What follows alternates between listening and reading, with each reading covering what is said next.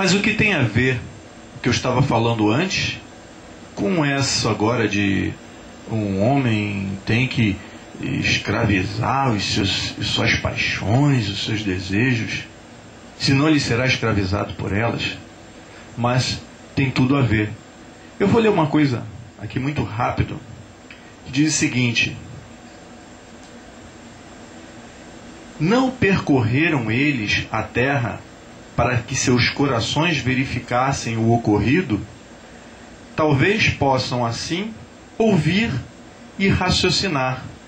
Todavia, a cegueira não é dos olhos, mas a dos corações que estão em seus peitos.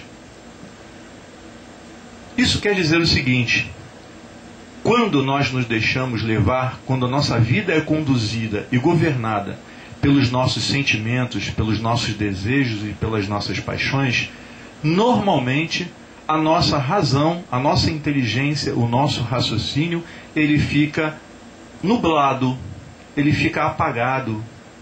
Ele não é aquele que governa as suas ações. Então, as nossas atitudes não serão arrazoadas.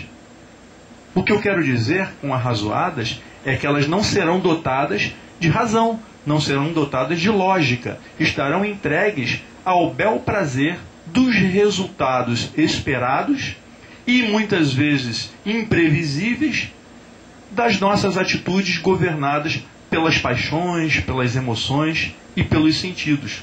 Isso não deve ser desejado na vida do ser humano. É importante que a razão seja o equilíbrio e seja o governante das ações da vida de um ser humano. Não tens reparado naquele que idolatrou as suas paixões, os seus desejos? Esses foram separados do conhecimento.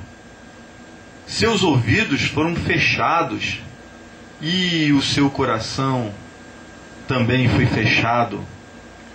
E a sua visão foi coberta. Então, quem iluminará esse homem depois de ter sido descaminhado do caminho do conhecimento? Então, a razão é o importante condutor da vida do homem. O mais importante condutor do homem. A vida de um homem deve ser pautada pela sua razão, pela sua inteligência, pela sua sensatez. Pois as paixões nos trazem normalmente consequências que nós não esperamos. Nós não temos domínio sobre as consequências da paixão. Enquanto que, ao dominar a paixão através da razão, nós poderemos, de forma inteligente, conduzir a nossa vida. E assim também nos protegemos de surpresas desagradáveis.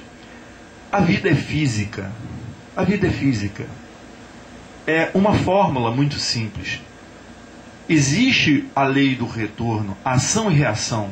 Se eu jogar uma bolinha de borracha na parede, ela vai voltar com uma intensidade proporcional a que eu ataquei na parede. E assim é a nossa vida em relação a tudo que fazemos. E lógico que aquele que razoa, aquele que tem a sua vida dominada pela sua inteligência e pela sua razão, e não faz entregue às suas paixões, aos seus desejos, de forma impensada, então há uma consequência diferente. E o que isso tem a ver com aquele sentimento que todo mundo tem um dia quando acorda e não sabe por quê?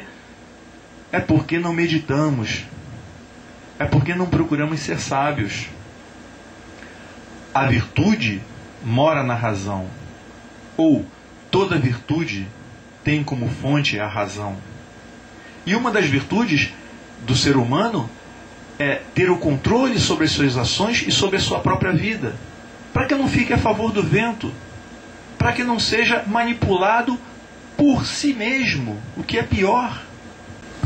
E por acaso não somos livres? Não somos livres para tomar o rumo que desejamos na nossa vida? A consequência é uma responsabilidade nossa. Nós é que temos que arcar com as consequências.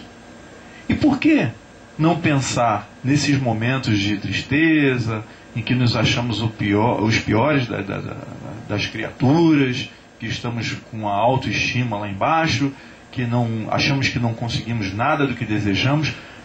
Por que não pensar, não meditar sobre isso? E que isso pode ser uma consequência, o quê? Da própria forma como nós estamos conduzindo a nossa vida. Será que nós não estamos nos deixando levar pelos impulsos, pelos sentidos, uma forma de vida sentimentalista? Aliás, entregar-se a esses sentimentos é um sentimentalismo que é inútil, é estéril, ele não produz nada para você, só vai te levar para uma situação pior ainda. Então, normalmente, pense nisso, reflita e medite. Normalmente, esses sentimentos, eles são uma consequência da sua não satisfação, da sua insatisfação com você mesmo. O que é uma grande injustiça, porque os caminhos nós escolhemos. É preciso ficar atento ao que nós estamos escolhendo para a gente. Então, tomar um outro como modelo, me perceber como um pior, é uma injustiça comigo mesmo, porque eu também tenho os meus talentos, eu tenho a minha medida. E estar satisfeito com a sua medida, ou pelo menos dar graças pela medida que você tem, pelos seus talentos, pelo seu conforto, pelo seu sustento, até por você estar conseguindo tentar galgar outros degraus na sua vida.